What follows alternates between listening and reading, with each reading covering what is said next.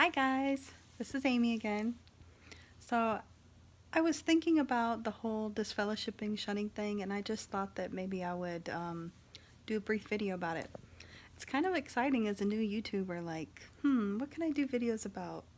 So I'm like making a list, so I figured I would talk a little bit about the shunning of Jehovah's Witnesses. So I I understand now that it's not biblical, but being physically out but mentally in. The first and second time I was disfellowshipped, I felt like I deserved it, and I felt like I understood why, and I accepted my punishment um, because I was unclean. I sinned against Jehovah, and I was considered unclean. And I just, lived with that for so long, you know.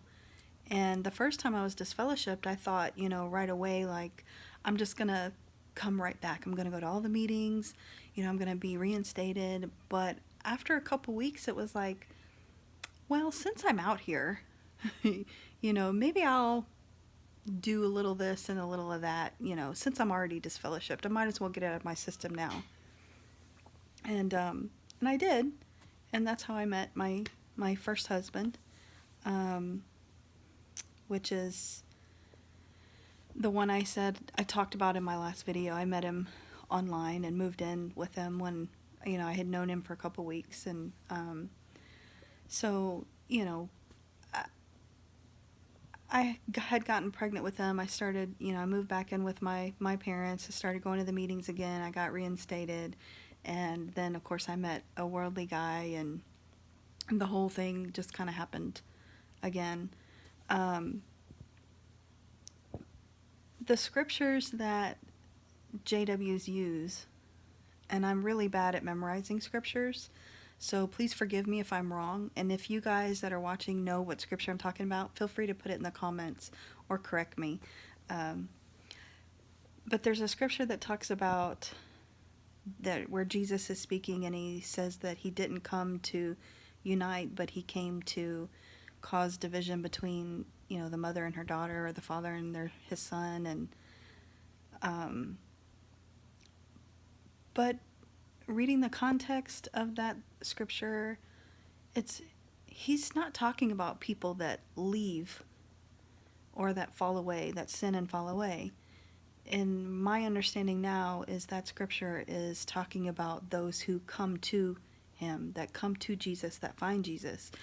Certain family members can hate on you or not like your newfound faith.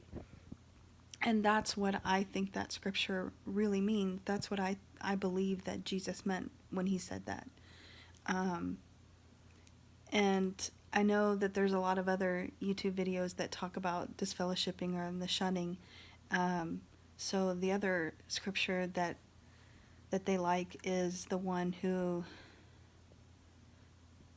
it says, don't associate with anyone who is, sinning or out in the world.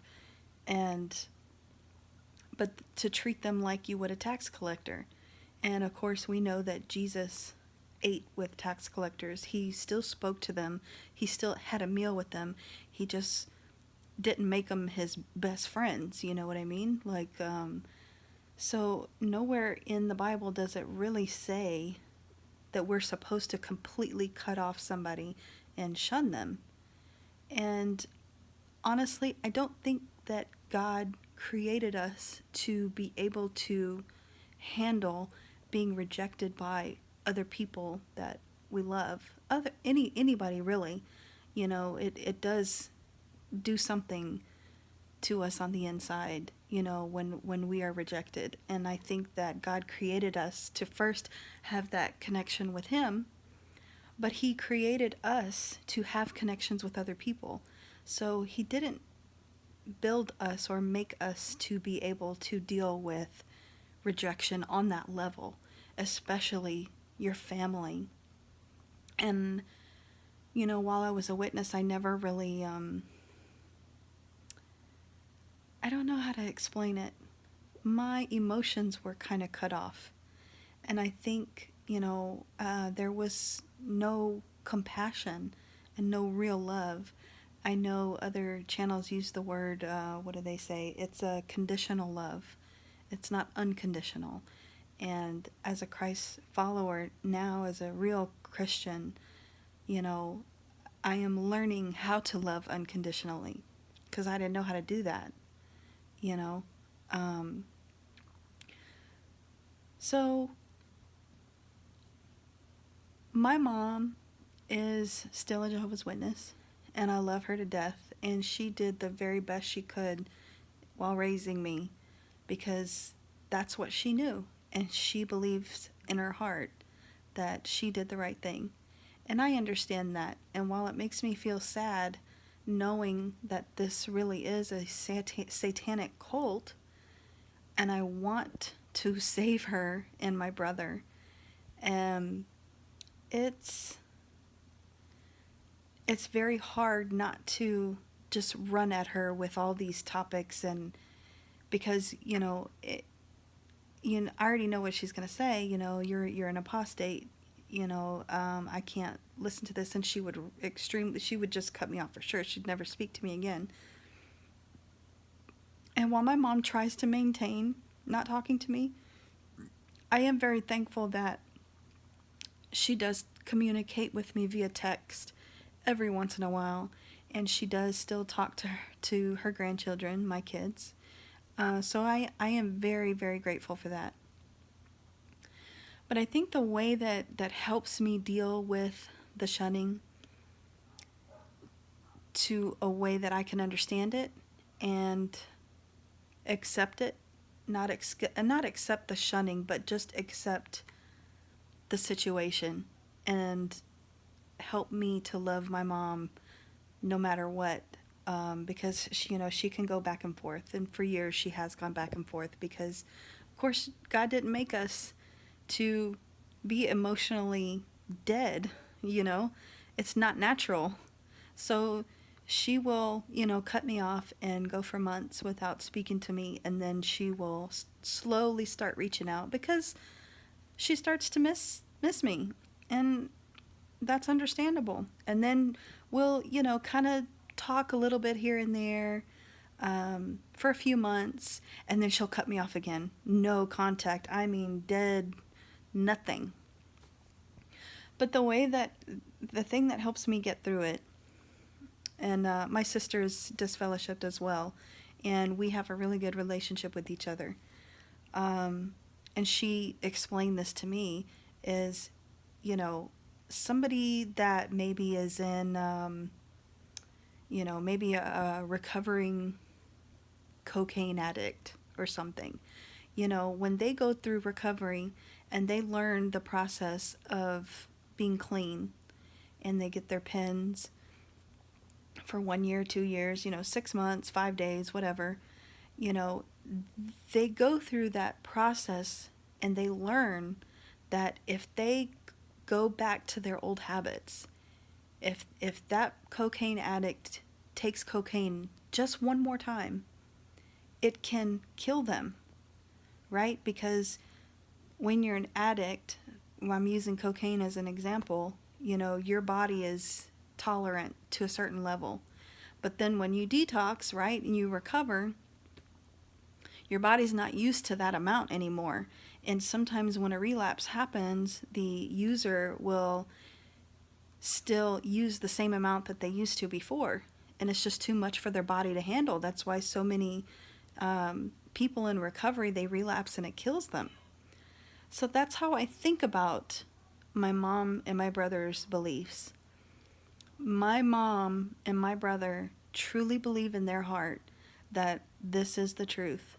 And they truly believe in their heart that if they talk to me just once, it is a matter of life and death. They really believe that they will die if they choose to have a relationship with me. And while it is wrong thinking, it is what she believes. And there's no malicious intent behind it. It's just what she believes. That's what she has to do to survive in her mind. So when I think of it that way, it helps me to just love her more. And now that I'm a Christian, I will text her every once in a while just to tell her I love her and I'm thinking about her. And since I've become a Christian and I've had the courage to tell her that I no longer believe that Jehovah's Witnesses is the true religion, I thought that she would completely disown me. But I had been praying about it, and it turned out that it was the opposite. For some reason, Christ is really working in her, and I'm really grateful that she respects my boundaries. She doesn't try to push the Watchtower propaganda on me or my kids. I did let her know that I don't want my kids going to the Kingdom Hall. And, while I know that she says, well, she'll have to answer to Jehovah, that's okay. I know that if I show the example of love, if I just try to love her no matter what, it's my prayer that she will come out of that cult. And, I've been praying on, and I know God is working on her heart. There's just little things that I see here and there. And I'm just waiting for that day to happen. But you guys, if you wouldn't mind, saying a prayer for my mom and my brother, and of course all the other Jehovah's Witnesses that are stuck, because there's a lot of people that are stuck in the cult that are decent people, they're good people, and they really try their best to do what's right. They just got the wrong information. So that's all I wanted to say. What's your opinion? Do you think I'm crazy? Do you think I have a good point? Let me know in the comments. Thanks a lot. Please like this video and subscribe and share. Have a good Saturday.